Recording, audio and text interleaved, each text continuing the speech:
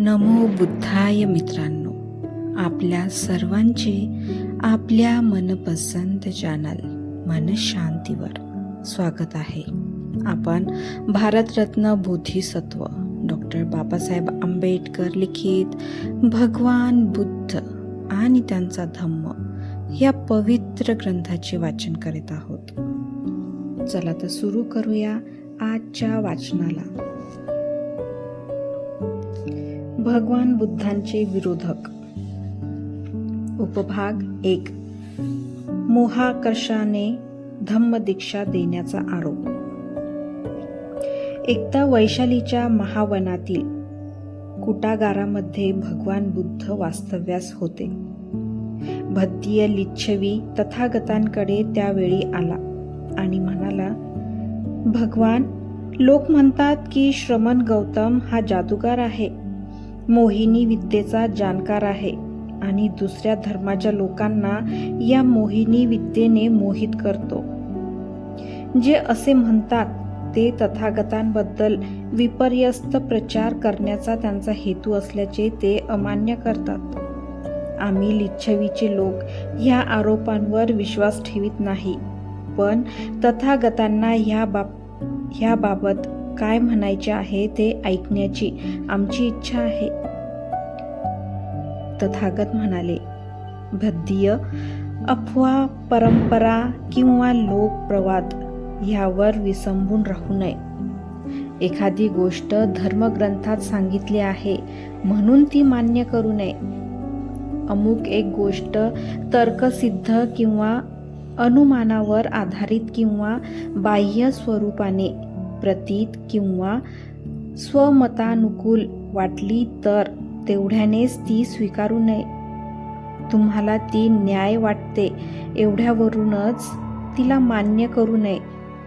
श्रमणाच्या मताचा आदर केला पाहिजे ह्या भावनेने भारून जाऊनही एखादी गोष्ट स्वीकारू नये. पण भद्दीय, अमुक एक कृत्य पापकर्म आहे असे सर्व घटना स्वतः निरीक्षून तुम्हाला आढळेल किंवा अनुभवी विद्वानांनी ते निंदित आहे असे सांगितले आणि त्यामुळे हानी किंवा अपाय होण्याचा संभव आहे असे आढळले तर त्याचा तुम्ही त्याग करा.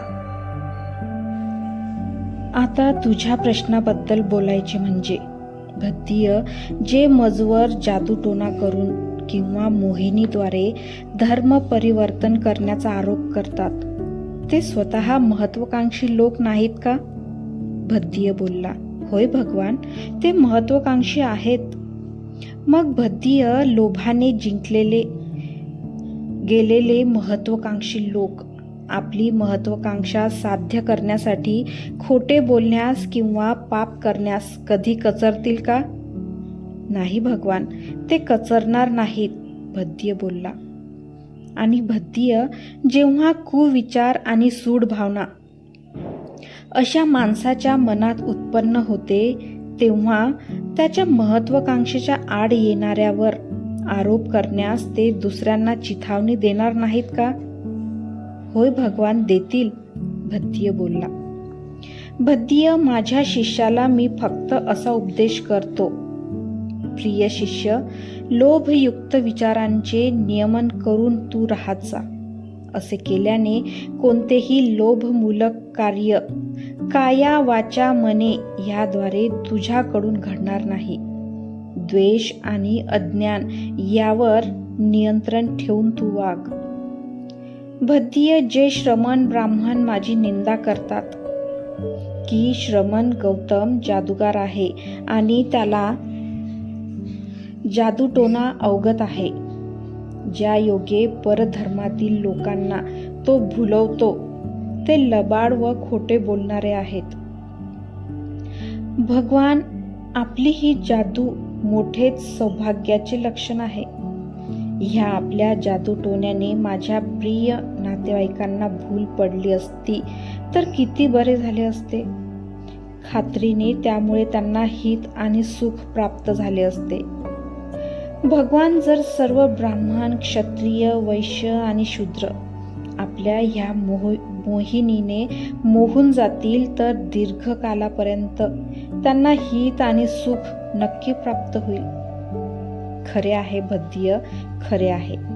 या जादूटोण्याने जिंकलेल्या सर्व लोकांनी पाप कर्माचा त्याग केला तर ते जगाच्या हिताचे आणि सुखाचे ठरणार आहे.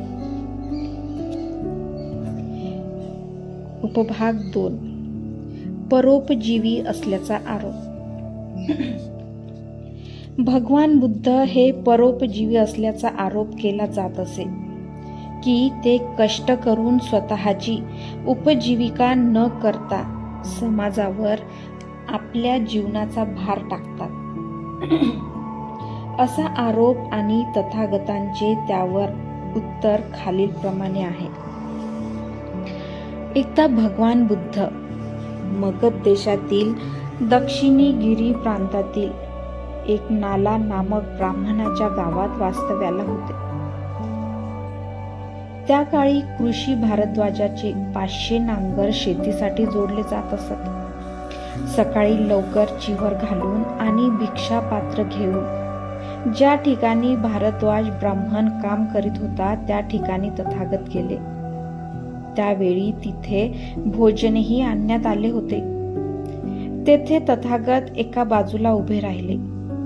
ते भिक्षेसाठी उभे राहिले आहेत असे पाहून ब्राह्मण म्हणाला, श्रमणा, मी नांगरतो, बी पेरतो आणि मगच मी खातो. तुम्ही सुद्धा प्रथम नांगरले पाहिजे, बी पेरले पाहिजे आणि मग खाल्ले पाहिजे. ब्राह्मणा, मीही खाण्यापूर्वी नांगरतो आणि बी पेरतो. श्रमण गौतमाचा नांगर, जू, फाळ, पराणी किंवा बैलजोडे कधी मी पाहिली नाही.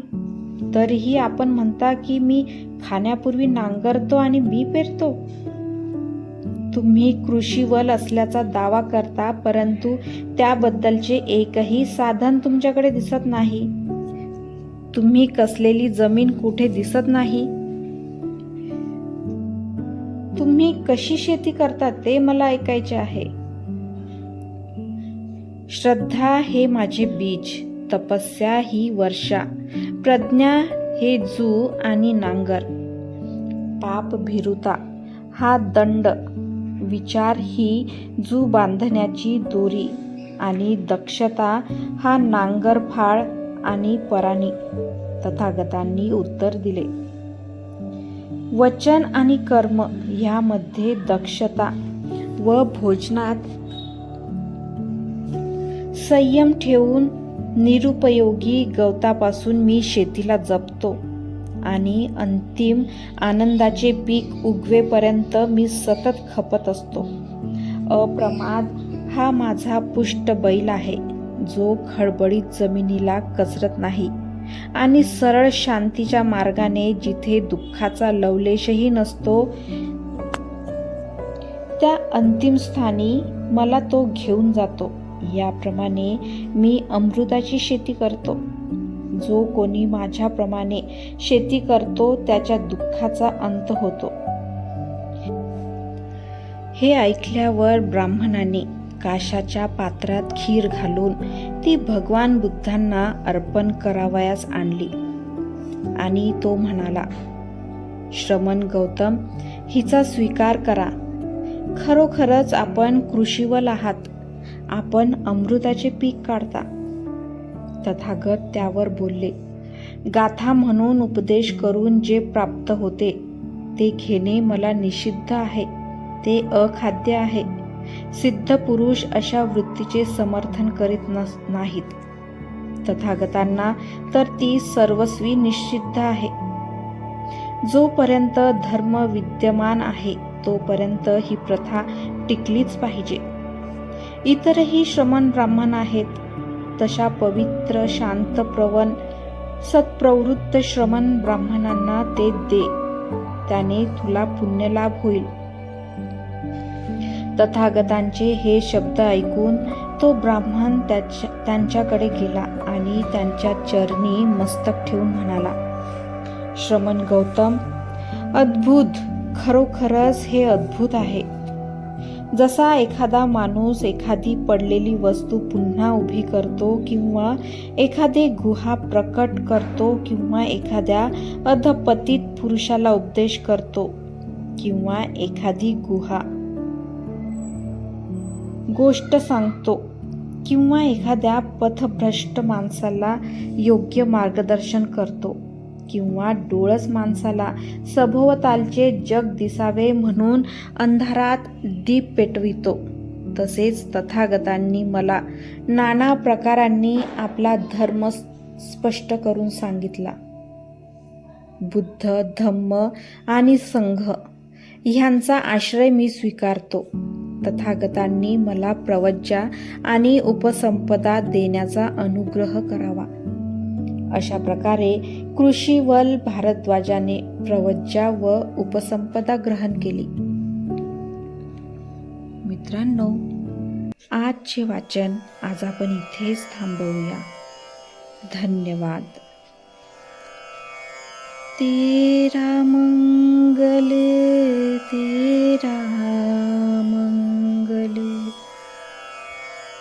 तेरा मंगल होय रे.